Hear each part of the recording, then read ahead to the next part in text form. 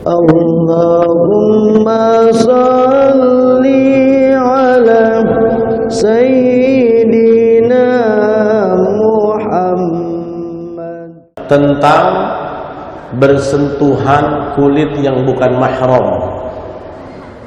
Di sini ada 3 pendapat besar. Ya. Pendapat yang pertama dari Imam Malik, bahwasanya menyentuh wanita yang bukan mahram termasuk istri la yubtilul wudu, tidak membatalkan wudu. Ya. Tapi hukumnya tetap dosa. Beda hukumnya. Menyentuh wanita bukan mahram bab dosanya dan batal wudunya. Ini implikasi yang berbeda. Pembahasannya tentang larangan menyentuh wanita dan implikasinya terhadap batal wudu. Ini pembahasan yang harus dipisah.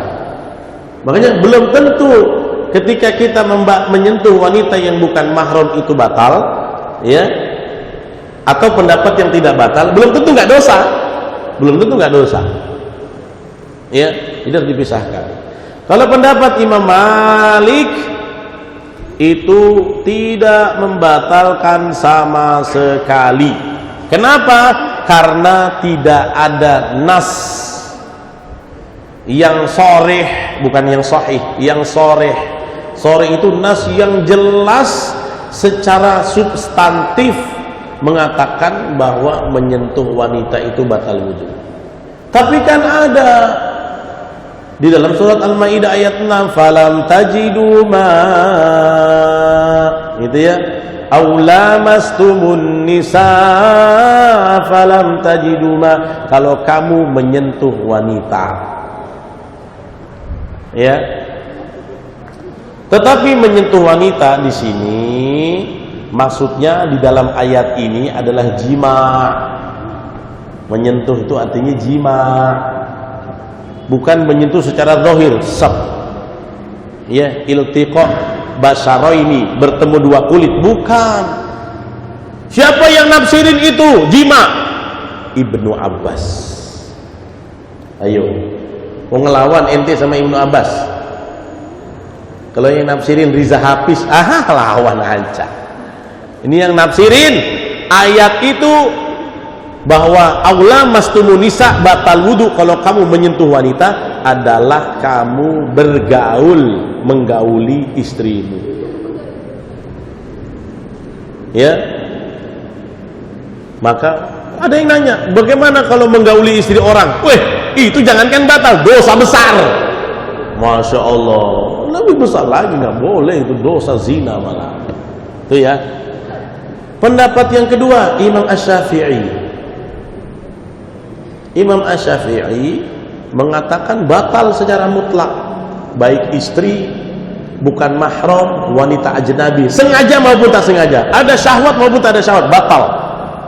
Itu pendapat Imam Syafi'i. Beliau berhati-hati, ikhtiyat namanya. Jadi menurut Imam Syafi'i batal. Berdasarkan apa? Zahir ayat. Zahir ayat.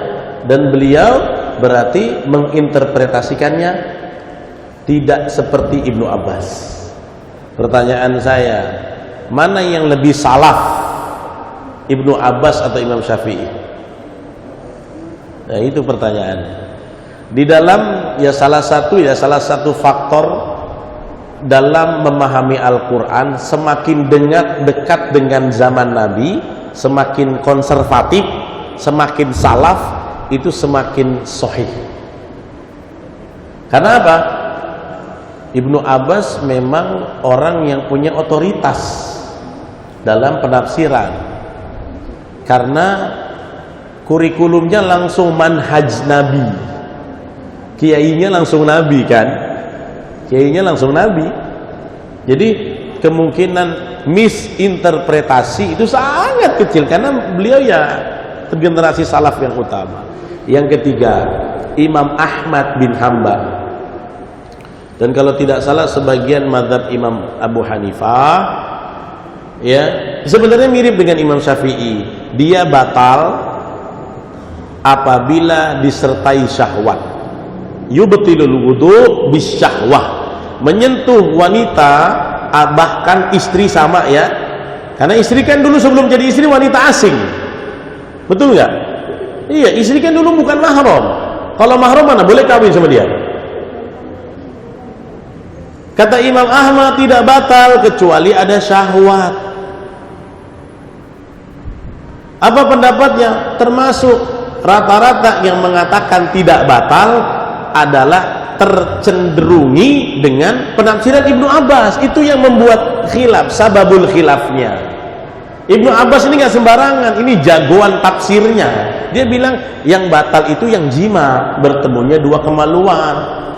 Kemudian beliau menukil beberapa hadis sahih bahwasanya kata Aisyah, kana Nabi sallallahu alaihi wasallam qabbala ba'da nisaihi thumma kharaja ila shalah wa lam yatawadda. Beliau Nabi itu ya sering kali kalau mau ke masjid mencium istri-istrinya, beliau keluar enggak wudu lagi. Hadisnya sahih riwayat Imam Muslim. Ini yang jadi pertimbangan. Yang mengatakan tidak batal. Hadisnya ada yang mengkritisi. Sudah, saya sama teman-teman S2, saya minta tolong sama teman yang di Madinah University kuliah hadis, tolong selidiki ya. Ustaz, saya bilang, Ustaz Abu Ja'far kan. Saya tanya sama beliau, udah diselidiki, hadisnya sahih Ustaz. Ini yang harus kita sampaikan pada umat. Saya kan harus adil, perbedaan pendapat harus saya sampaikan. Jadi kalau Imam Ahmad sama kayak Imam Syafi'i, batal kalau ada syahwat. Kalau nggak ada syahwat enggak. Kalau Imam Syafi'i nggak tunggu syahwat, syahwat nggak syahwat batal. Dan saya condong pendapat yang ketiga, yang tadi, bahwasanya menyentuh istri atau wanita yang tidak disengaja, ya bukan kita punya, kalau sengaja ya dosa, tidak membatalkan wudhu kecuali disertai syahwat. Terus argumentasi yang mengatakan nggak batal kecuali syahwat itu dari mana? Mungkin hadis ini belum sampai ke Imam Syafi'i, atau penelitian beliau belum menyatakan hadis ini sahih menurut beliau. Itulah yang menjadi sababul khilaf. Nah, dalam perkara ini Bapak Ibu tolong saling menghargai. Dan kalau sudah pegang AA saja, kalau batal, walaupun umroh batal. Jangan pakai pindah-pindah, nggak boleh. Saya umroh, ganti dulu mazhab, nggak boleh ganti-ganti. Kalau saya ikut pendapat Syafi'i sama istri batal, umroh terpegang orang lain, batal, wudu lagi. Ya wudu aja, tinggal wudu pakai zam-zam, bukan susah. Di sekitar Masjid Al-Haram banyak zam-zam. Ya, itu sababul khilafnya. Ada lagi?